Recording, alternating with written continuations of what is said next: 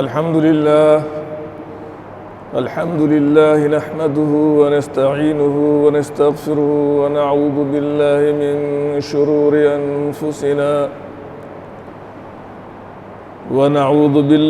من شرور أنفسنا ومن سيئات أعمالنا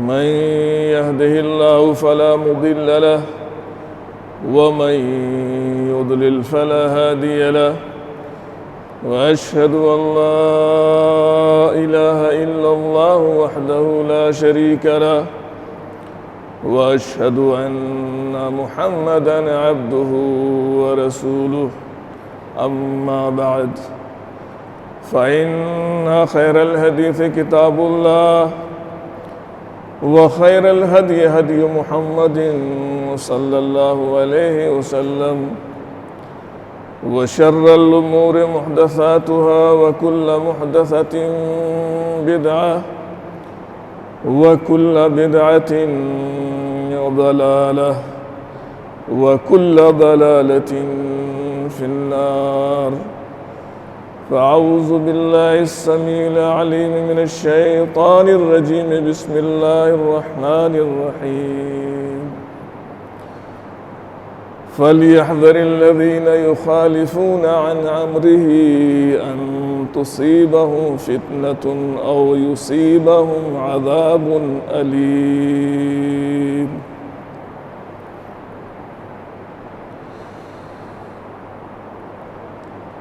اسلامی اور دینی بھائیوں اور محترم اساتذہ اکرام، ذکر چل رہا تھا کہ اللہ کے رسول صلی اللہ علیہ وسلم کے صحابہ نے حج کے تمام مناسک میں اور حج کے تمام افعال میں اور طور طریقوں میں کس طریقے سے اللہ کے رسول صلی اللہ علیہ وسلم کی اتباع اور پیروی کی ہے۔ ہر ممکن کوشش کی صحابہ نے کہ جس طریقے سے اللہ کے رسول صلی اللہ علیہ وسلم حج کے اعمال کر رہے ہیں اسی طریقے سے ہم بھی کریں، لیکن اگر کسی موقع سے کسی سے تھوڑی سی ذرہ برابر لغزش ہوئی اور اللہ کے رسول صلی اللہ علیہ وسلم کی سنت سے اگر کوئی شخص ہٹ گیا تو اس کی مثالیں بھی ملتی ہیں کہ فوراً اس شخص کو تنبیہ کی گئی کہ یہ چیز اللہ کے رسول صلی اللہ علیہ وسلم کی سنت کے مخالف ہے۔ انشاءاللہ آج کے خطبے میں بھی اسی تعلق سے آپ سے گفتگو ہوگی۔ آخری بات جو آپ کے سامنے رکھی گئی تھی وہ یہ تھی کہ عمر رضی اللہ تعالی عنہ نے حجر اسود کو خطاب کرتے ہوئے کہا تھا کہ میں جانتا ہوں تو ایک پتھر ہے، نہ نفع کا مالک ہے نہ نقصان کا مالک ہے، لیکن میں تجھے بوسہ اس لیے دیتا ہوں چونکہ میرے نبی محمد صلی اللہ علیہ وسلم نے تجھے بوسہ دیا ہے، میں اس کا پابند ہوں، جو کام میرے نبی نے کیا ہے میں اس کو کروں۔ انہی کی زندگی کا ایک حادثہ، ایک واقعہ اور محدثین نے، علماء اکرام نے ذکر کیا ہے۔ مسلمان مکہ کے فتح ہونے سے پہلے عمرہ کرنے کے لیے مکہ میں داخل ہوتے تھے تو اللہ کے رسول صلی اللہ علیہ وسلم کی ان کو یہ وصیت تھی اور یہ نصیحت تھی کہ وہ طواف کے شروع کے جو 3 چکر ہیں ان میں رمل کریں گے اور ساتھ ہی ساتھ اجتباع کریں گے۔ یہ طواف کی 2 سنتیں ہیں۔ رمل کا مطلب کیا ہوتا ہے؟ رمل کا مطلب یہ ہوتا ہے کہ چھوٹے چھوٹے قدموں کے ساتھ ذرا تیزی سے چلنا ہوتا ہے طواف کرنے والے کو، اور اس کے دونوں کندھے ہلتے ہیں اس موقع سے، اور دوسری سنت ہے اجتبا، طواف کرنے والا چادر کا پلو دائیں کندھے کے نیچے سے نکال کر بائیں پر ڈال لیتا ہے، دائنا کندھا کھلا رہتا ہے، اس کو اجتبا کہتے ہیں۔ یہ طواف کی سنتوں میں ان دونوں چیزوں کا شمار کیا جاتا ہے۔ اللہ کے رسول کا حکم صحابہ کو کیوں تھا کہ رمل کریں گے، تھوڑا سا تیزی سے چل کے دکھائیں گے، اپنی قوت کا مظاہرہ کرنے کے لیے، طاقت کا مظاہرہ کرنے کے لیے۔ اور اس کی وجہ یہ تھی کہ چونکہ مشرکین کی جانب سے یہ الزام تھا، یہ تہمت تھی یا ان کا خیال تھا کہ جب سے لوگ ہجرت کر کے مدینے گئے ہیں، وہاں جانے کے بعد مدینے کے بخار نے مسلمانوں کو کمزور کر دیا ہے، اب ان کے اندر ہمت، طاقت، قوت، لڑنے کی صلاحیت جو مکہ میں رہتے ہوئے تھی وہ اب موجود نہیں ہے۔ اللہ کے رسول صلی اللہ علیہ وسلم نے صحابہ کو حکم فرمایا تھا کہ مکہ جائیں اور طواف کریں تو ان کو ایسا کرنا ہوگا، مشرکین کے سامنے اپنی قوت کا مظاہرہ کرنا چاہیے۔ بہرحال لیکن مکہ جب فتح ہو گیا اور وہاں پر کوئی غیر مسلم باقی نہیں رہا، سارے لوگ مسلمان ہو گئے، تو اب یہ رمل کیا جائے یا نہ کیا جائے، قوت کا مظاہرہ کیا جائے یا نہ کیا جائے، اس تعلق سے حضرت عمر رضی اللہ تعالی عنہ پسو پیش میں تھے کہ جس کی وجہ سے اللہ کے رسول صلی اللہ علیہ وسلم نے اس سنت کا حکم فرمایا تھا، وہ سبب اور وہ علت اس وقت ختم ہو گئی ہے، وہ موجود نہیں ہے۔ لہذا حضرت عمر کے الفاظ جو نقل کیے گئے ہیں حدیث کی کتابوں میں وہ یہ ہیں، کانا یقول فما لنا وللرمل، کہ ہم یہ رمل کیوں کر رہے ہیں۔ اور دوسری روایت ابو داؤد کی، اس میں اس طرح کے الفاظ ہیں، فیم الرمل والکشف عن المناکب، کہ اب ہم رمل کیوں کرتے ہیں اور کندھے کو کھلا ہوا کیوں رکھتے ہیں۔ اس کی جو علت تھی، اس کا جو سبب تھا، وہ اب ختم ہو چکا ہے، کیوں کرتے ہیں۔ اور اس کے آگے کہتے ہیں کہ انما کننا رأینا بہ المشرکین وقد اہلکہم اللہ، ہم نے اپنی قوت و طاقت کا مظاہرہ کر لیا ہے، دکھا دیا مشرکین کو، اللہ رب العزت نے مشرکین کو ہلاک اور برباد بھی کر دیا ہے، اب وہاں کوئی مشرک نہیں ہے۔ ثم قال، اس کے بعد حضرت عمر نے کہا، ان کو یاد تھا کہ اللہ کے رسول صلی اللہ علیہ وسلم حجۃ الوداع میں آئے تھے اور اس موقع سے بھی وہاں مشرکین موجود نہیں تھے، لیکن اس کے باوجود اللہ کے رسول صلی اللہ علیہ وسلم نے یہ سنت کو کیا ہے، اس عمل کو کیا ہے۔ کہتے ہیں ثم قال شیء صنعه النبی صلی اللہ علیہ وسلم، اگرچہ اس کی وجہ ختم ہو گئی ہے لیکن اللہ کے رسول صلی اللہ علیہ وسلم نے اس کو کیا ہے، فلا نحب ان نترکہ، لہذا ہم یہ نہیں چاہتے ہیں کہ اس عمل کو چھوڑ دیا جائے۔ صحابہ اللہ کے رسول صلی اللہ علیہ وسلم کی ایک ایک سنت کو، چاہے اس کا سبب ختم ہو گیا ہو، اس کی علت ختم ہو گئی، اس کی حکمت ہماری سمجھ میں آئے یا نہ آئے، لیکن کس لیے کرتے تھے؟ اس لیے کرتے تھے کہ چونکہ اللہ کے رسول صلی اللہ علیہ وسلم نے اس عمل کو کیا ہے۔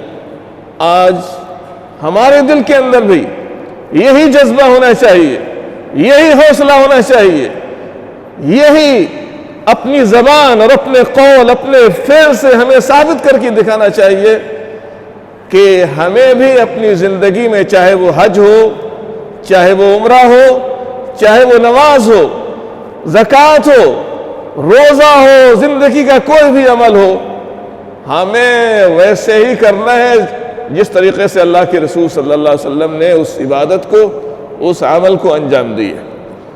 آئیے میرے سامنے ایک اور حادثہ ہے، ایک اور واقعہ ہے۔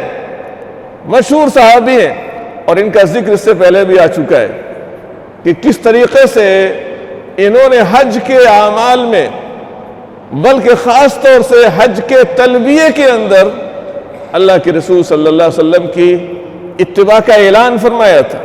انہی کا ایک قصہ ہے، حضرت علی رضی اللہ تعالیٰ عنہ خلفائے راشدین میں ان کا شمار ہوتا ہے، بے شمار فضائل اور مناقب اس ہستی کے ہیں۔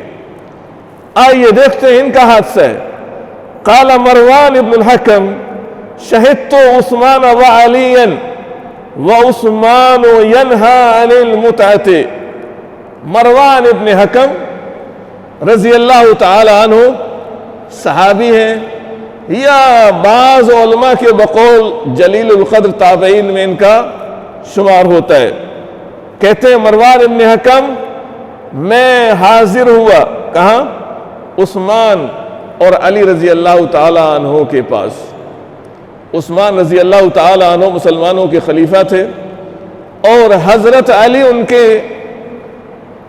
کہہ لیجئے امارت میں حج ادا کرنے کے لیے نکلے ہوئے تھے۔ ذمہ دار کون تھے؟ مسلمانوں کے خلیفہ حضرت عثمان رضی اللہ تعالی عنہ تھے۔ اور بعض روایات میں صراحت ہے یہ حادثہ، یہ واقعہ مکہ اور مدینہ کے درمیان کا ہے۔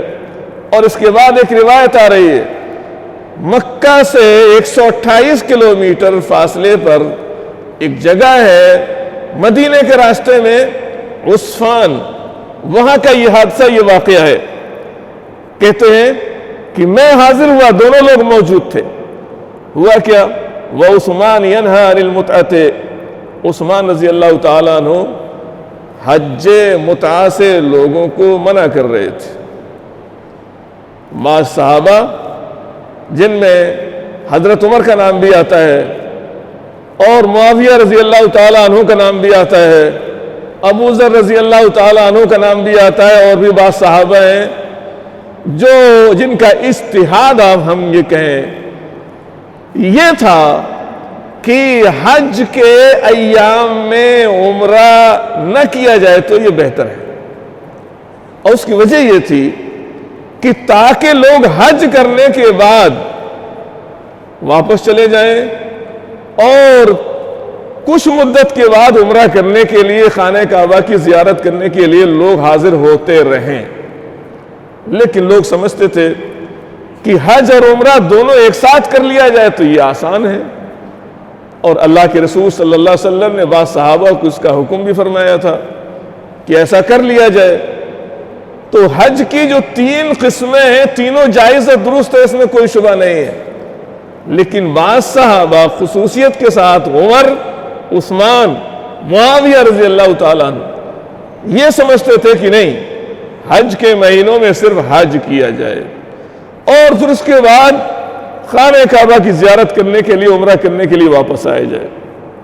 تو حضرت عثمان کا نقطۂ نظر بھی یہی تھا، لوگوں کو منع فرما رہے تھے کہ تم لوگ اس وقت عمرہ نہ کرو، حج تمتع کی نیت نہ کرو، اور کیا وَأَن يُجْمَعَ بَيْنَهُمَا، حج تمتع پہلے عمرہ کیا جائے، اس کے بعد حج کا احرام باندھا جائے، یہ حج تمتع ہے۔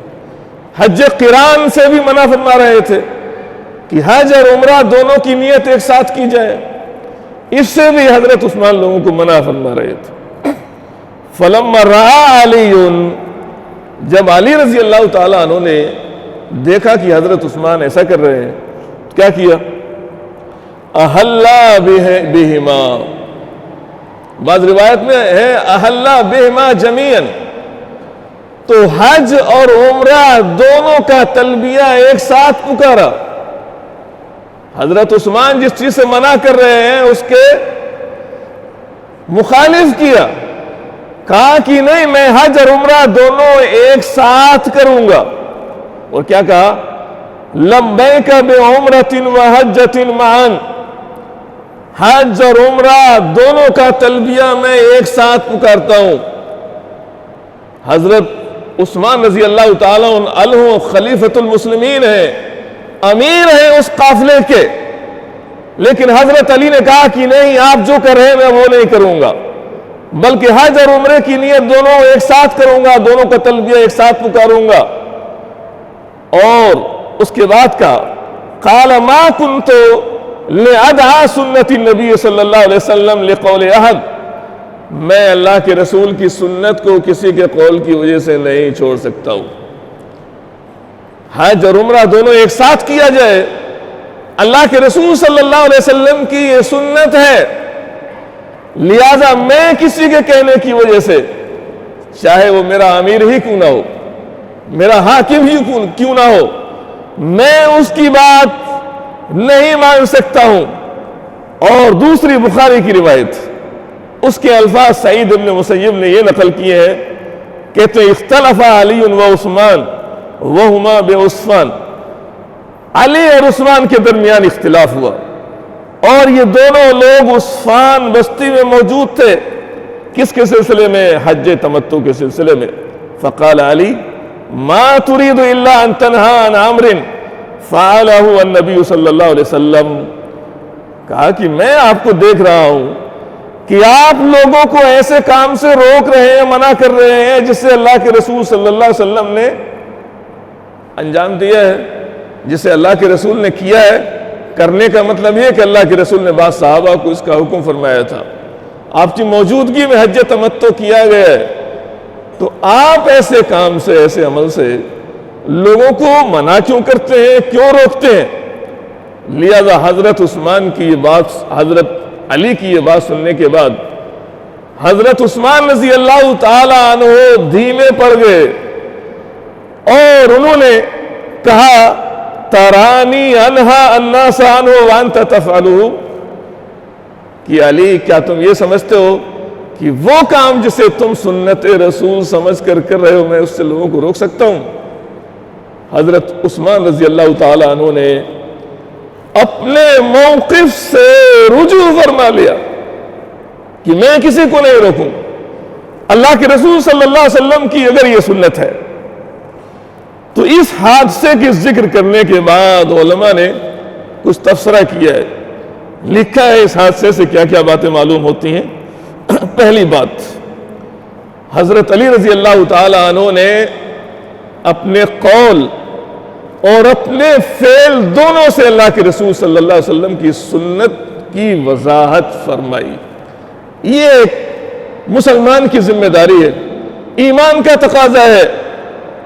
اگر ہم اللہ کے رسول صلی اللہ علیہ وسلم کی سنت پر چلنے کے دعوے دار ہیں تو ہمیں اپنے قول سے، اپنے فعل سے سنت کو ثابت کرنا ہوگا، جیسا کہ حضرت علی نے کیا ہے۔ اور آگے لکھا ہے کہ اس حادثے سے حضرت عثمان رضی اللہ تعالی عنہ کی حلم اور ان کی بردباری معلوم ہوتی ہے۔ حضرت علی نے مخالفت کی، اور خلیفہ کون تھے؟ خلیفہ عثمان رضی اللہ تعالی عنہ تھے۔ انہوں نے حضرت علی پر لعنت ملامت نہیں کی، اور ان کو سخت سست نہیں کہا، یا اپنی عمارت کا روب ان کے اوپر ڈالنے کی کوشش نہیں کی، جیسا کہ آج کل ہوتا ہے۔ کوئی بڑے عہدے اور منصب پر فائز ہوتا ہے، کتنی ہی بڑی غلطی اس کی کیوں نہ ہو رہی ہو، اگر کوئی اس کی اصلاح کرنے کی کوشش کرے تو وہ ماننے کے لیے تیار نہیں ہوتا ہے۔ یہ سمجھتا ہے کہ میں ذمہ دار ہوں، میں بڑا ہوں، میں حاکم ہوں، میں کسی کی بات کیسے مان سکتا ہوں؟ لیکن عثمان رضی اللہ تعالیٰ عنہ نے ایسا نہیں کیا۔ یہ بات سمجھ میں آتی ہے کہ کتنے حلیم اور بردبار انسان تھے۔ اور تیسری بات، صحابہ اگر کہیں سنت رسول کی ذرہ برابر بھی مخالفت ہو رہی ہو، خاموشی اختیار نہیں کرتے تھے۔ حضرت عثمان رضی اللہ تعالیٰ عنہ حاکم ہے اور حضرت علی محکوم ہے، ان کی عمارت میں حج ادا کرنے جا رہے ہیں، لیکن حضرت علی نے خاموشی اختیار نہیں کی، چلو جو کچھ کہہ رہے ہیں کہنے دو۔ حضرت عثمان کو کہا نہیں، اللہ کے رسول کی سنت کے یہ بات خلاف ہے، اللہ کے رسول کی سنت سے یہ طریقہ ثابت ہے اور میں ایسا ہی کروں گا۔ اور اس سے کیا بات معلوم ہوتی ہے کہ آپ کا جو ذمہ دار ہے، آپ کا جو امام ہے، آپ کا جو عالم ہے، آپ کا جو فقیہ ہے، یا آپ جس کے تعلق سے عقیدت محبت رکھتے ہیں اس کی وہی بات مانی جائے گی جو قرآن حدیث کے مطابق ہو، کتنا ہی بڑا انسان کیوں نہ ہو۔ لیکن آج کل لوگ کہہ دیتے ہیں کہ اتنے بڑے عالم تھے، ان کی مخالفت ہم کیسے کر سکتے ہیں؟ اللہ کے رسول صلی اللہ علیہ وسلم نے فرمایا انما الطاعۃ فی المعروف، نیکی اور بھلائی کے کاموں میں ہی آپ ذمہ دار کی، حاکم کی اطاعت کریں گے، اس کی بات مانیں گے، اور جہاں کہیں اگر مخالفت ہو رہی ہے اس کی جانب سے تو اس میں آپ اس کی بات کے ماننے کے پابند نہیں ہیں۔ یہ تبصرہ کیا ہے علماء کرام نے اس حادثے سے متعلق۔ اور آئیے سرسری طور سے ایک حادثہ، ایک واقعہ اور میں آپ کے سامنے ذکر کر دوں۔ یہ صرف مسئلہ مردوں ہی کا نہیں تھا، اس امت کی مائیں، اس امت کی خواتین، اور خاص طور سے محدثے اسلام، فقیہ اسلام اما عائشہ صدیقہ رضی اللہ تعالی عنہا، آئیے وہ بھی سنت کی پاسداری رکھتی تھی، اور سنت کے خلاف اگر کوئی کام ہوتا ہوا دیکھتی تھی فوراً ٹوکتی تھی۔ ذکر کیا ہے ابن قدامہ رحمۃ اللہ علیہ نے، کہتے ہیں لما نہا معاویۃ عن المتعۃ، معاویہ رضی اللہ تعالیٰ یہ بھی حج کے امیر تھے، اور عائشہ صدیقہ رضی اللہ تعالی عنہا ان کی عمارت میں حج ادا کرنے جا رہی تھی، لیکن معاویہ رضی اللہ تعالی عنہ نے بھی حج تمتع سے منع کیا لوگوں کو۔ تو کیا ہوا؟ امرت عائشۃ حشمها ومواليها ان يحلوا بها، لہذا عائشہ رضی اللہ تعالی عنہ نے اپنے خدام کو، اپنے متعلقین کو، اپنے غلاموں کو یہ حکم دیا۔ کیا حکم دیا؟ کہا ان يحلوا بها، حج تمتع ہی کا تلبیہ پکاریں اور اسی کا اعلان کریں۔ معاویہ رضی اللہ تعالی عنہ کے خلاف کہا کہ اسی طریقے حج کا تلبیہ تم سارے لوگ پکارو۔ فقال معاویۃ من ہؤلاء، لہذا معاویہ رضی اللہ تعالی عنہ کو تشویش ہوئی کہ میری مخالفت کرنے والے یہ کون لوگ ہیں، ان کا تعلق کس سے ہے؟ فقیل حشم او موالی عائشہ، تو بتلایا گیا کہ عائشہ رضی اللہ تعالی عنہ کے یہ غلام ہیں اور ان کے یہ خدام ہیں۔ فارسل الیہا وقال ما حملک علی ذلک، لہذا معاویہ رضی اللہ تعالی عنہ نے عائشہ رضی اللہ تعالی عنہ کو بلوایا، کسی کو بھیج کر بلوایا، اور اس کے بعد ان سے باز پرس کی، ان سے سوال کیا، عائشہ رضی اللہ تعالی عنہ سے باز پرس کی، کہا کہ آپ نے ایسا کیوں کیا ہے؟ میں ایک چیز لوگوں کو بتلا رہا ہوں لیکن آپ میری مخالفت کیوں کر رہے ہیں؟ کیا وجہ ہے اس کی؟ آئیے جواب سنیے۔ قالت احببت ان يعلم ان الذي قلت ليس كما قلت، عائشہ صدیقہ رضی اللہ تعالی عنہ نے جواب دیا کہ میں نے یہ چاہا کہ سارے لوگوں کو یہ بات معلوم ہو جائے کہ جو بات آپ کہہ رہے ہیں وہ ویسے ہی نہیں ہے جیسی آپ کہہ رہے ہیں، یعنی آپ لوگوں کو حج تمتع سے منع کر رہے ہیں، آپ کا منع کرنا یہ درست اور ٹھیک نہیں۔ اللہ کے رسول صلی اللہ علیہ وسلم کی سنت سے حج تمتع آپ کے حکم سے ثابت ہے، آپ کو یہ اختیار نہیں ہے کسی کو اس طریقے سے منع کریں۔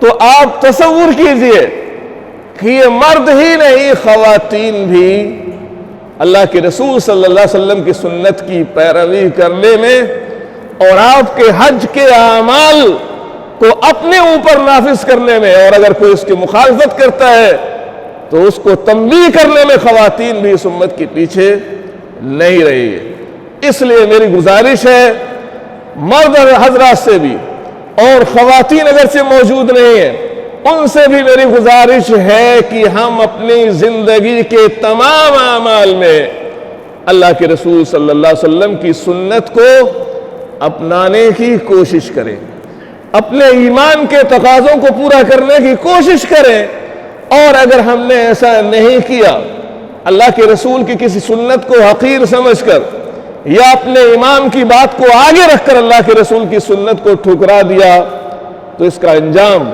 اس کا نتیجہ انتہائی ہمارے حق میں خطرناک ثابت ہو سکتا ہے۔ اللہ رب العزت سے دعا ہے کہ اللہ تعالی ہمیں اللہ کے رسول صلی اللہ علیہ وسلم کی ساری سنتوں کو زندہ کرنے کی، آپ کے ہر طریقے، ہر سنت پر عمل کرنے کی توفیق عطا فرمائے۔ انشاءاللہ زندگی رہی تو پھر اسی سلسلے میں آپ سے گفتگو ہوگی۔ وآخر دعوانا الحمدللہ رب العالمین۔